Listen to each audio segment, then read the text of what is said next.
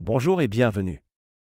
Aujourd'hui on parle de la bombe nucléaire, mais surtout que veut dire bombe A et bombe H. Alors, que signifient vraiment ces termes? Quelle est la différence entre fission et fusion nucléaire? Et surtout, pourquoi les États dépensent-ils des milliards pour des armes qu'ils n'utiliseront jamais? Voici une explication technique simple, stratégique et budgétaire de l'arsenal nucléaire mondial.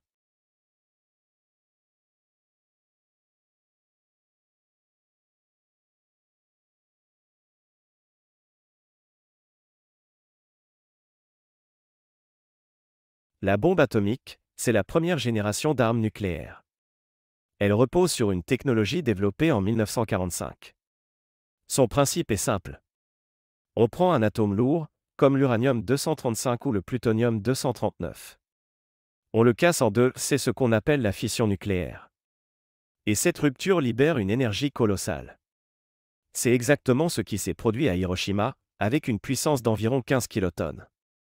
Et à Nagasaki, quelques jours plus tard, avec 21 kilotonnes. En général, une bombe atomique libère entre 10 et 50 kilotonnes de TNT. C'est suffisant pour raser une ville entière. La bombe thermonucléaire, aussi appelée bombe H, est une arme de seconde génération. Beaucoup plus puissante que la bombe atomique. Son fonctionnement est plus complexe. Elle commence par une bombe A, classique, qui sert de détonateur. Mais au lieu de s'arrêter là, cette explosion initiale déclenche une réaction de fusion nucléaire entre des noyaux très légers, comme le deutérium et le tritium. Il faut plusieurs millions de degrés pour cela. Ce processus, c'est exactement celui qui se produit au cœur du Soleil. Résultat, une puissance décuplée. Entre 1 et 50 mégatonnes de TNT. Pour vous donner un ordre d'idée, un seul mégatonne, c'est l'équivalent de 66 fois Hiroshima.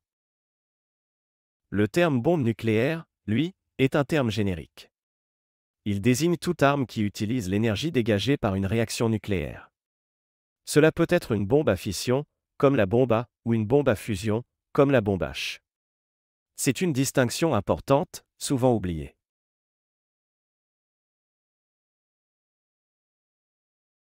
Voici le coût unitaire, hors entretien, entre la bombe A et la bombe H.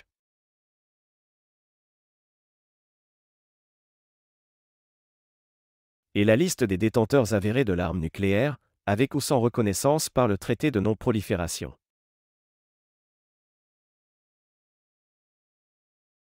Bien entendu, des pays sont soupçonnés d'avoir cherché à se doter de l'arme nucléaire. D'autres pays hébergent des armes nucléaires étrangères, via l'OTAN. Ils ne possèdent pas la bombe, mais stockent des armes américaines. Et enfin, les pays ayant accueilli par le passé des armes nucléaires étrangères. Au total, 9 pays possèdent activement l'arme nucléaire. 4 pays ont renoncé après en avoir possédé. Et plus de 10 ont tenté, hébergé, ou étudié un programme nucléaire militaire. 5 membres de l'OTAN hébergent des armes nucléaires US.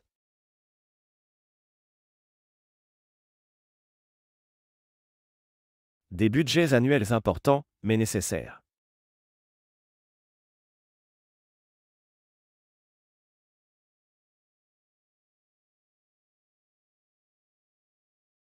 La France compte environ 300 têtes nucléaires, majoritairement thermonucléaires M51, sur sous-marins SNLE, dits lanceurs d'engins.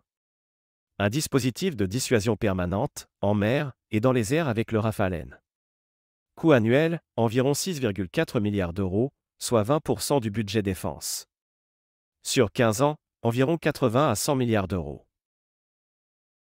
Ce coût ne se limite pas à la fabrication des bombes. Il inclut plusieurs éléments essentiels. D'abord, il y a la recherche, la modernisation continue, pour que l'arsenal reste à jour technologiquement. Ensuite, le maintien en conditions opérationnelles.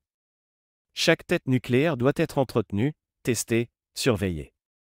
Il faut aussi financer les vecteurs de lancement que sont les missiles balistiques, les sous-marins nucléaires lanceurs d'engins, et les avions Rafale capables de porter ces charges.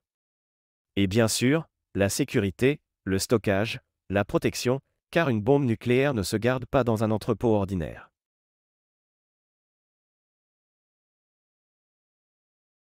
On l'appelle souvent l'arme de la paix, ce qu'on nomme la dissuasion nucléaire. Le principe est simple, si tu m'attaques, tu seras anéanti aussi. Et ce n'est pas une théorie. Depuis 1945, aucun pays doté de l'arme nucléaire n'a jamais été envahi.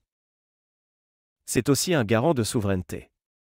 En France, l'arme nucléaire permet de rester indépendant sur le plan militaire, sans dépendre de l'OTAN, ni des États-Unis.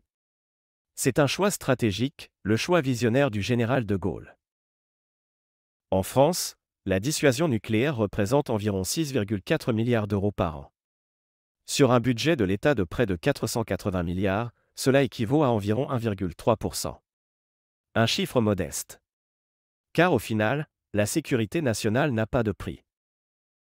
La bombe atomique et la bombe thermonucléaire sont deux technologies différentes, mais elles servent un même objectif stratégique, empêcher la guerre totale. Oui, la dissuasion coûte cher. Mais dans un monde instable, ne pas l'avoir coûterait bien plus. Merci, et à très bientôt.